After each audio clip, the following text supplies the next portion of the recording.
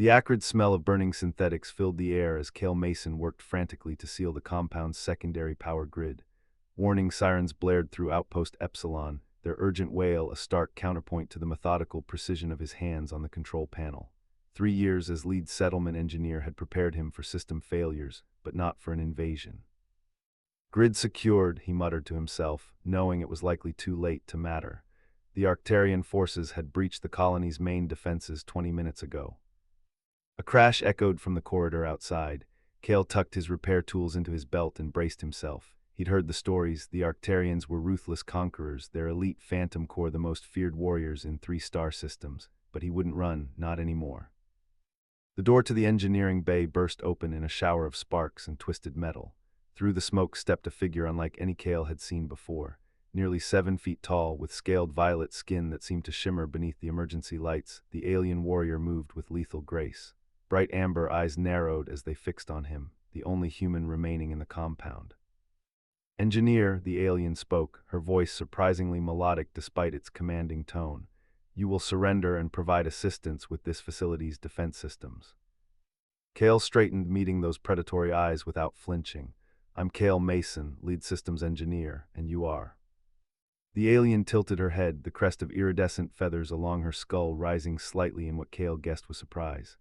Her armor, black and silver, adorned with symbols of rank, shifted as she stepped closer.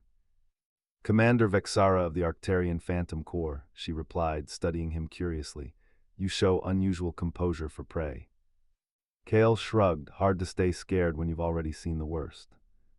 "Your colony falls, your people flee or die, yet you stand before me unafraid." Vexara circled him slowly, her movement predatory. "Why don't you fear me, human?"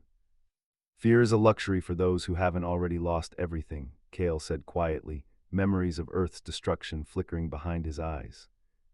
Something flickered across Vexara's alien features, confusion perhaps, or intrigue. She'd encountered countless species across dozens of worlds, but humans remained puzzling. Most captives begged, bargained, or attacked in desperation. This one did none of these things. "You've lost your world already," she stated rather than asked. "Earth, 5 years ago, I watched from an evacuation ship as the atmosphere burned." Cale's voice remained steady. "So no, Commander, I'm not afraid of you. Death stopped scaring me long ago." Vexara's hand moved to the weapon at her hip, then paused. Her training dictated eliminating resistance, but something about this human's quiet dignity gave her pause. "Your skills are now property of the Arcturian Empire," she declared, though the usual satisfaction of conquest felt strangely hollow. "You will assist in extracting data from your colony's defense network. And if I refuse, then your death will serve as example to others." Cale smiled faintly. "There's no one left to witness it. Your forces were thorough." Vexara frowned, her crest flattening against her skull. This was not proceeding according to protocol. She gestured toward the door with her weapon. "Move." As they walked through the deserted corridors, Vexara kept Cale in her peripheral vision. His stride was measured, shoulders squared, not the gait of a broken captive. The silence between them felt unusually charged. "Your file indicates advanced knowledge of colony defense systems," she finally said. "Cooperate, and you may find the Empire's service preferable to death." "I've survived this long by being useful," Cale acknowledged, "but don't mistake cooperation for surrender." Their eyes met, and for a fleeting moment something passed between them, a spark of recognition, predator to predator rather than predator to prey. Vexara quickly looked away, uncomfortable with the sensation. As they reached the central command hub, emergency lights cast everything in crimson shadows. Vexara watched as Cale surveyed the destruction with practiced eyes. His hands, when they moved over the damaged consoles, were steady and sure. "Your warriors were efficient," he observed, "but they missed the auxiliary systems." He pointed to an unmarked panel. "The data you want isn't in the main network, it's there." Vexara narrowed her eyes, suspicious of his willingness to help. "Access it." "I will," he said, turning to face her fully. "But first, tell me why you're really here. This outpost has no strategic value." The question caught her off guard. No captive had ever interrogated her before. "The Empire requires no justification," she responded automatically. Cale's gaze remained steady. "Everyone needs justification, Commander, even conquerors." And for the first time in her long, disciplined career, Vexara found herself without a ready answer. The Arcturian transport vessel shuddered violently, throwing Vexara against the reinforced hull. Beside her, the human prisoner, Kale, gripped his restraints with white-knuckled hands. Warning lights bathed the cabin in pools-ing red as the ship's computer announced system failures in a monotone that belied their dire situation. "We've lost stabilizers," Vexara muttered, more to herself than to her captive, "and primary thrusters." Kale's eyes darted to the cockpit where the pilot fought to maintain control. "That's not your biggest problem. Look at the atmospheric readings." Vexara shot him a suspicious glance but followed his gaze to the environmental monitors. They were descending into the toxic outer layers of Epsilon 9's atmosphere, where corrosive compounds would eat through even Arcturian-grade hull plating within hours. "Your pilot's taking us into the wastes," Kale continued. "The magnetic disruption there will mask your signal, but we'll be stranded in hostile territory," Vexara finished. She studied him with narrowed eyes. "Why are you offering tactical analysis to your captor?" A humorless smile crossed Kale's face. "Dying in a crash doesn't serve either of us." The ship lurched again, more violently this time. A deafening crack echoed through the cabin as a support beam gave way. Vexara moved with preternatural speed, severing Kale's restraints with a swipe of her blade and pulling him away just as the beam crashed down where he had been sitting. Their eyes met in a moment of mutual surprise, she at her instinctive protection of a prisoner, he at being saved by his enemy. "Commander," the pilot's voice was strained, "we're going down, impact in 30 seconds. Vexara made a split-second decision. "Secure yourself," she ordered Kale, thrusting an emergency harness toward him before rushing to the cockpit. The world became chaos, screeching metal, the pilot's desperate final maneuvers, and then the sickening crunch of impact. Darkness followed. Kale regained consciousness to the sound of dripping fluid and crackling electronics. Pain radiated from his shoulder, but a quick assessment confirmed nothing was broken. The transport lay at an angle, half buried in the rusty soil of the wastes. Through a jagged tear in the hull, he could see Epsilon 9's strange dual moons, illuminating a desolate landscape of twisted rock formations and sulphurous pools. "You survived," Vexara's voice came from the shadows. She emerged holding a medical kit, her armor dented and one of her head crests torn. The pilot didn't. Kale nodded grimly. "I figured. How bad is the damage?" "Communications are down, life support functioning at minimal capacity." She applied a sealant patch to a cut on her arm with practiced efficiency. "The ship's beacon is active, but in the wastes the signal won't reach your fleet," Kale finished. "And even if it did, the atmospheric conditions make extraction nearly impossible." Vexara's amber eyes narrowed. "You know this territory well." "I helped map it," Kale winced as he stood, surveying the wreckage. "There's a research station about 40 kilometers northeast. Automated, no permanent staff, but it has communication equipment that could cut through the interference." "Why tell me this?" Vexara's hand hovered near her weapon. "You could escape during the night." "Into what?" Kale gestured toward the viewport. "The wastes will kill anyone unprepared within hours. The air is breathable barely, but the soil is toxic. The local fauna is mostly nocturnal and universally hostile." He turned to face her fully. "I don't like being your prisoner, Commander, but right now, survival trumps ideology." Vexara was silent for a long moment, her alien features unreadable. Finally, she approached and extended a small device toward him. "A translator," she explained. "More advanced than the standard issue units. It will help us communicate if we encounter technical difficulties." Kale recognized the gesture for what it was, not quite trust, but acknowledgement of mutual need. He accepted the device, slipping it into his pocket. "We should salvage what we can before dawn," he suggested. "The temperature drops dramatically after sunset." They worked in tense silence, gathering emergency rations, water purifiers, and medical supplies. Vexara retrieved a compact energy rifle and, after visible hesitation, handed Kale a standard-issue sidearm. "For protection against wildlife," she stated firmly. "Use it against me and you'll kill me before I pull the trigger," Kale finished with a wry smile. "I understand the terms, Commander." As they prepared to leave the relative safety of the crashed transport, Vexara paused, studying the human with unconcealed curiosity. "On your colony, you mentioned having lost everything already," she said, her voice uncharacteristically tentative. "Yet you continue to fight, to survive. Why?" Kale shouldered his pack, considering the question. "Surviving isn't the same as living. I learned that distinction the hard way." "Explain." After Earth fell, I spent 2 years existing without purpose, just another refugee. He checked the sidearm methodically. Then I realized that just breathing isn't enough. You need something to live for. And what do you live for, Cale Mason? The use of his full name caught him off guard. Building things that last, he answered honestly, creating instead of destroying. Something flickered in Vexara's amber eyes, recognition, perhaps, or envy. The Empire builds, we bring order to chaos. After creating the chaos, Cale countered, but without hostility. Vexara didn't respond, but Cale noticed her crest flatten slightly, a sign of discomfort he was beginning to recognize. They emerged into the alien night, the ground beneath their feet crackling with mineral deposits. Acidic mist swirled around rock formations that resembled the bones of enormous creatures. In the distance, something howled, a sound that was neither animal nor wind. Stay close, Vexara advised, automatically taking point. The wastes disorient even experienced navigators. Cale fell in behind her, noting how her posture had shifted from captor to reluctant guide. Commander, he said quietly, if we're going to survive this, we need to establish one thing. She glanced back, eyes luminous in the moonlight. What? Out here, we're not prisoner and captor. We're just two people trying to stay alive. Vexara hesitated, generations of military doctrine battling with immediate pragmatism. Finally, she gave a curt nod. Until we reach civilization, she agreed, we are allies. The word seemed to taste foreign on her tongue, but as they set off across the hostile landscape, Cale noticed that Vexara repeatedly checked to ensure he was keeping pace, her natural protective instincts extending, however reluctantly, to include him.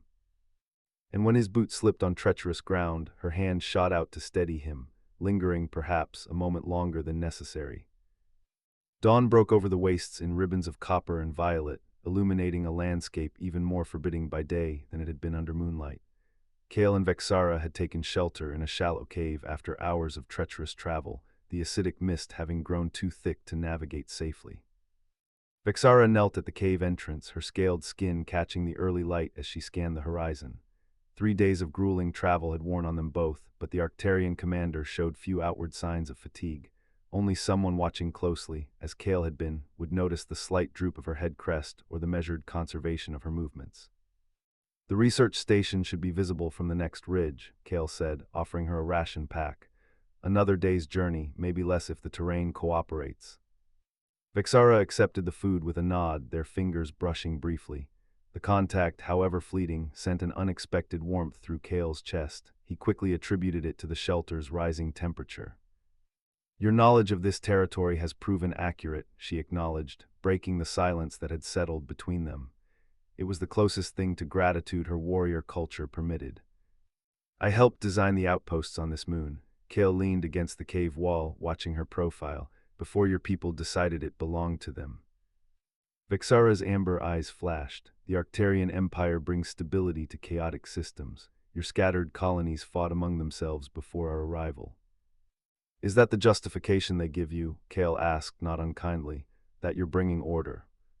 It is truth, she replied, but he noted the subtle droop of her crest, the tell he'd come to recognize as uncertainty. Tell me about your world, Cale said, deliberately changing the subject. Not the Empire, your home.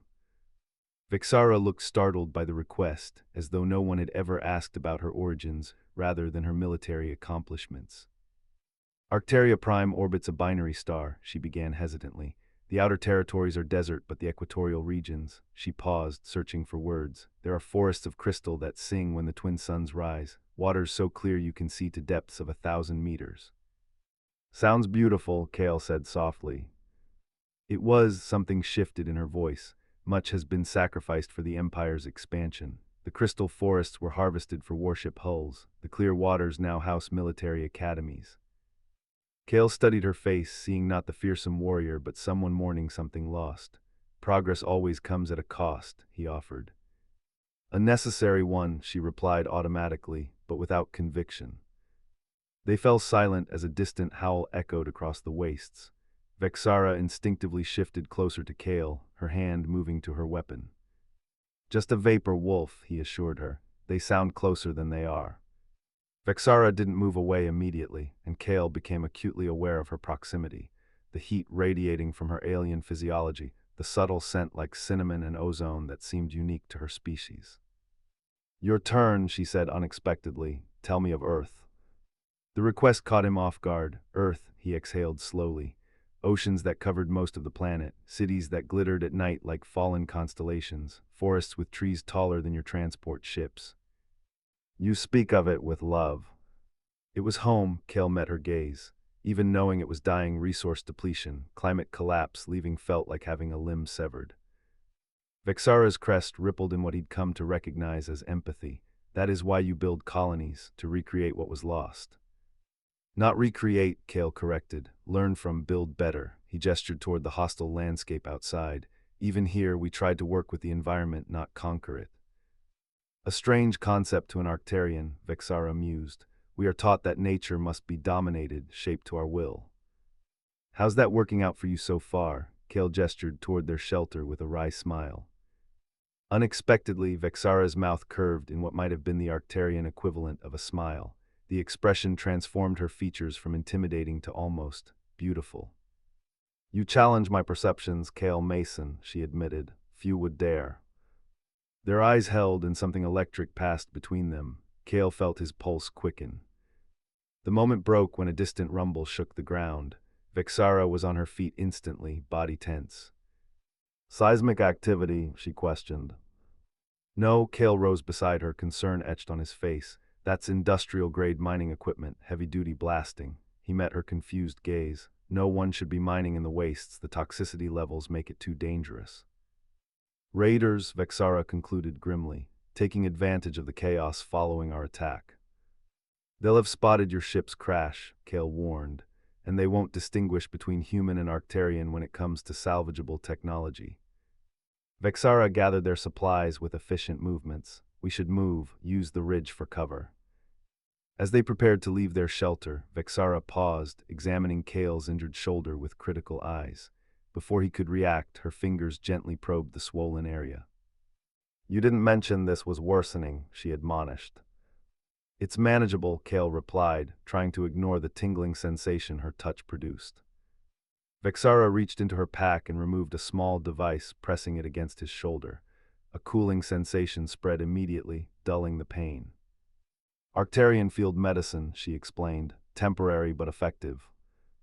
Thank you, Kale said, genuinely surprised by her concern. Their eyes met again, and this time neither looked away immediately. Vexara's hand lingered on his shoulder, her touch no longer clinical but exploratory, tracing the contours of human musculature with undisguised curiosity.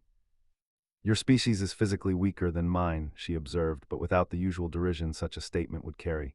Yet you adapt, survive, create, her voice lowered. It is admirable. The compliment, so unexpected from a warrior bred for conquest, left Kale momentarily speechless. Before he could respond, Vexara withdrew her hand, composure returning like a shield being raised. We should go, she said, but her voice carried a new softness. As they emerged into the harsh daylight, navigating carefully to avoid being spotted by distant raiders, Kale noticed that Vexara no longer positioned herself as a captor guarding a prisoner. Instead, they moved as equals, watching each other's backs, anticipating each other's movements with growing synchronicity. When the path narrowed to a treacherous ledge overlooking a caustic pool, Vexara reached back without hesitation, offering her hand. Kale took it, their fingers interlacing naturally despite the anatomical differences. Neither mentioned the contact, nor the fact that they remained hand in hand long after the dangerous passage had been navigated. Some understandings required no translation. The research station loomed before them, a solitary beacon of technology amid the primordial landscape of the wastes. Its titanium dome reflected the setting sun, creating a halo effect that seemed almost ethereal after days of harsh survival. Automated defenses are active, Kale noted, observing the subtle shimmer of security fields around the perimeter, but I can bypass them. He glanced at Vexara, whose expression had grown increasingly troubled as they approached civilization, having second thoughts about our alliance. The Arcturian commander straightened her posture, but the gesture lacked its former intimidation. Our arrangement was pragmatic, necessitated by circumstance. Is that what we're calling it now? Kale's voice was gentle, challenging the formality she'd retreated behind. Vexara's amber eyes met his, conflicted emotions playing across her alien features. 5 days in the wastes had transformed their relationship in ways neither had anticipated. What had begun as captor and prisoner had evolved into something undefined, yet undeniably powerful. "I am Phantom Core," she finally said, as if reminding herself. "My duty is to the Empire." "And what does the Empire demand of you now, Commander?" Kale asked. "My capture, the research station's data." Vexara didn't answer immediately. Instead, she reached out, her scaled fingers tracing the line of his jaw with unexpected tenderness. The touch sent electricity through Kale's body. "The Empire has no protocol for this," she admitted softly. Kale covered her hand with his own, holding it against his face. "For what?" "For when the enemy becomes," she struggled with the unfamiliar concept, "important." The admission hung between them as significant as any declaration. Kale's heart raced as he leaned forward, pressing his forehead against hers in a gesture that transcended their biological differences. Vexara's breath caught, her crest rippling with emotion. "We should access the station," she whispered, though she made no move to pull away. Kale nodded, reluctantly creating space between them. "I'll deactivate the security grid." Working together, they bypassed the station's automated defenses and entered the climate-controlled interior. After days in the toxic atmosphere of the wastes, the filtered air felt like luxury. The facility was small but well-equipped: emergency supplies, communication systems, and basic medical equipment. Vexara watched as Kale moved confidently through the control room, accessing systems and initiating diagnostics. There was elegance in his efficiency, a harmony of intelligence and practical skill that she found increasingly captivating. "Communications are online," he announced, "but there's a problem." Vexara joined him at the console, standing closer than necessary. "Explain." "The station's scanners are detecting multiple vessels in orbit." Kale brought up a tactical display. "Arcturian warships here, here, and here. Human resistance vessels on the far side of the moon." "The invasion continues," Vexara observed, her voice carefully neutral. "And now we have a choice." Kale turned to face her fully. "Who do we contact?" The question hung heavily between them. Vexara's gaze dropped to the console, where a simple command would alert her fleet to her location, and to Kale's. "You could complete your mission," Kale continued quietly. "Signal your ship, deliver your prisoner, receive whatever commendation the Empire bestows for such things." Vexara's crest flattened against her skull, her inner conflict evident. "And you could alert your people to Arcturian fleet positions, perhaps save many of your kind." "Yes." They stood in silence, the weight of their respective duties pressing down upon them. Finally, Vexara spoke. "What we experienced in the wastes," she began, "was real," Kale finished. "Whatever else happens, Vexara, know that it was real." Her name on his lips sent a shiver through her. Without her title, without the weight of her rank, she felt exposed and exhilarated. "In all my cycles as a warrior," she confessed, "I have never questioned my purpose, until you." Kale stepped closer, his hand finding hers. "Maybe that's not a weakness." "The Empire would disagree." There was bitterness in her tone. "To doubt is to fail." "To question is to grow," he countered. He gestured toward the communications array. "We still have a choice, Vexara. Not as enemies, not as representatives of opposing forces, but as two individuals who found something unexpected in the most hostile of environments." Vexara looked at their joined hands, alien to each other, yet fitting together with strange perfection. "If I signal my fleet," she said slowly, "you would be processed, interrogated, eventually discarded. Your knowledge would serve the Empire, but you—" She couldn't finish the thought. "And if I contact the Resistance, they'd see only an enemy combatant in you," Kale acknowledged, "not the person I've come to know." Their eyes met in shared understanding of their impossible position. The decision came in a moment of clarity. Vexara reached for the console, her fingers moving with determination. "There is a third option." Kale watched in surprise as she bypassed both Arcturian and human communication channels, instead accessing an encrypted frequency. "What are you doing?" "Contacting an old friend," she replied, "one who captains a merchant vessel that answers to neither human colonies nor Arcturian command." Hope kindled in Kale's chest. "A neutral party." "Morasic trades with all species, loyal only to profit." Vexara's fingers flew across the interface. "His vessel can extract us without alerting either side." "Us," Kale repeated, hardly daring to believe her implication. Vexara turned to him, vulnerability and determination mingling in her amber eyes. I cannot return to the Empire while questioning its purpose, and I cannot. She hesitated, then continued with rare emotional honesty, I cannot be the instrument of your destruction.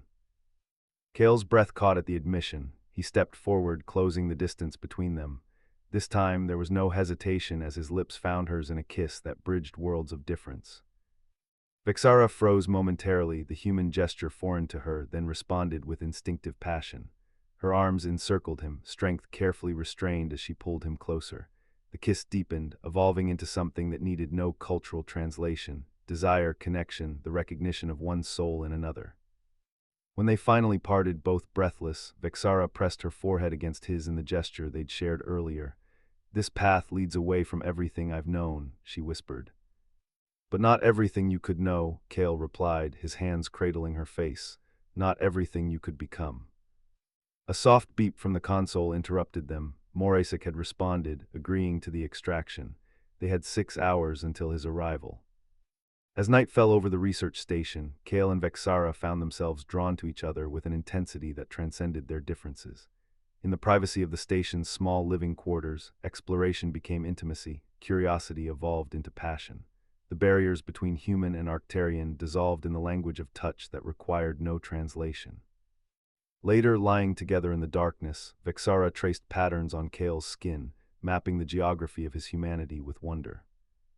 In abandoning my duty, she murmured, I should feel dishonored. Instead, I feel free, Kale suggested, pressing a kiss to her shoulder. Awaken, she corrected, as if I've been sleepwalking through my existence until now. Outside, the dual moons of Epsilon 9 cast their glow over the hostile wastes that had forced them together. Within, two beings from worlds at war discovered that the greatest act of rebellion might be choosing love over loyalty, connection over conflict. And as dawn approached, bringing with it Morasek's ship and an uncertain future, they held each other, two refugees from opposite sides of a war, united in the conviction that what they'd found was worth any price they might have to pay. Morasek's merchant vessel, the Untethered, hung in space like a tarnished jewel against the backdrop of Epsilon 9's swirling atmosphere. From the observation deck, Kale watched the moon grow smaller, the wastes that had changed his life reduced to indistinct patterns of rust and shadow.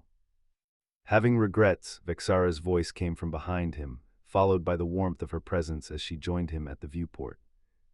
No, Kale answered truthfully, turning to face her. You. The Arcturian warrior had exchanged her battle armor for simpler attire, a concession to their new status as neither military nor prisoner. Even dressed down, she maintained a regal bearing, though Kale now recognized the vulnerability beneath her composed exterior. My training included preparation for many scenarios, she said, her crest rippling with amusement. Defection with a human lover was not among them. Lover, Kale savored the word, reaching to trace the iridescent scales along her forearm. That's what we are now. Vexara's amber eyes softened as she leaned into his touch. We are beyond categorization, Kale Mason. Their moment of intimacy was interrupted by Morasek, the ship's captain, a grizzled Taurelian with 4 arms and skin the texture of weathered leather. He entered the observation deck with the perpetual expression of amused skepticism that seemed characteristic of his species. Hate to disrupt whatever interspecies bonding ritual you two are engaged in, he drawled, but we have a problem. He activated a holographic display that materialized between them. Long-range scans picked this up. Arcturian command vessel on intercept course. Vexara's posture stiffened instantly. The Dominion, Admiral Krex's flagship. Your superior, Kale asked, though he already knew the answer from her reaction. The architect of the Epsilon campaign, she confirmed grimly, and my genetic progenitor. This new information struck Kale like a physical blow. Your father is leading the invasion. Arcturians don't recognize familial bonds as humans do, she explained, though her crest had flattened against her skull, a sign of distress he'd come to recognize. But yes, in your terms, Admiral Krex contributed genetic material to my creation. I was designed and bred for his command. Morasek cleared his throat, touching family history, but it doesn't solve our immediate problem. The Dominion is hailing us, demanding inspection. They tracked my beacon, Vexara realized, the emergency signal from my armor. Which you're no longer wearing, Kale pointed out.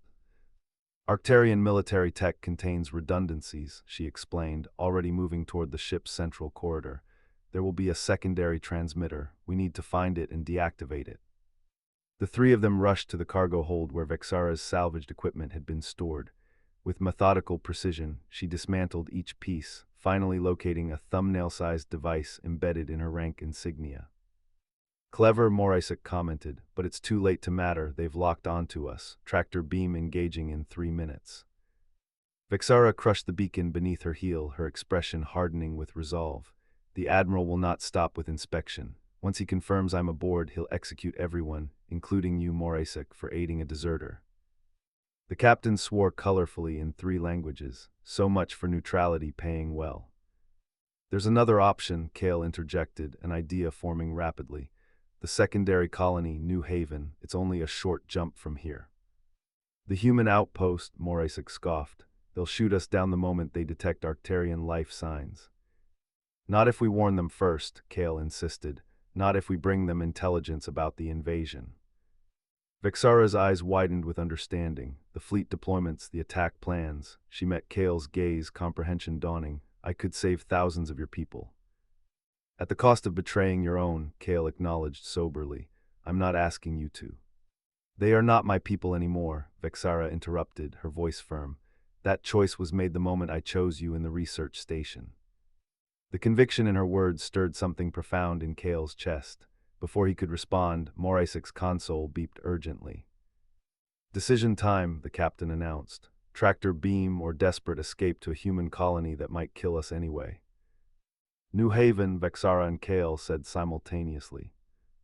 Morisek shook his head but plotted the course. Your funeral arrangements should be interesting. The Untethered lurched as its engines fired at maximum capacity, breaking free of the Dominion's approaching tractor beam. Alarms blared as Arcturian weapons systems locked onto them. Hold on, Morisek shouted as the ship executed a desperate evasive pattern. Kale and Vexara braced themselves against the bulkhead, their hands finding each other instinctively. The first impact of Arcturian weapons fire rocked the vessel violently. Shields at 60%, Morisek reported grimly. We won't survive direct hits from their primary weapons. Open a channel to New Haven, Kale demanded. Emergency frequency. As Morisek complied, Kale pulled Vexara into the transmission range. This is Engineer Kale Mason, formerly of Outpost Epsilon. I have critical intelligence on Arcturian fleet movements, requesting emergency clearance and defensive support. Static crackled, followed by a suspicious voice. Mason, you were reported killed in the Epsilon raid. Reports of my death were greatly exaggerated, Kale replied, relief flooding through him at the familiar voice. Director Jansen, I'm accompanied by Commander Vexara of the Arcturian forces, a defector with information that could save the colony. Silence stretched painfully before Jansen responded. An Arcturian defector, you expect me to believe that? Vexara stepped forward, her bearing commanding even in crisis. Director, I am transmitting access codes to the Arcturian battle network. You will find complete deployment plans for the next phase of invasion. As confirmation of my intentions, note that the Dominion will target your eastern perimeter in approximately 12 hours. Another silence, this one tense with calculation.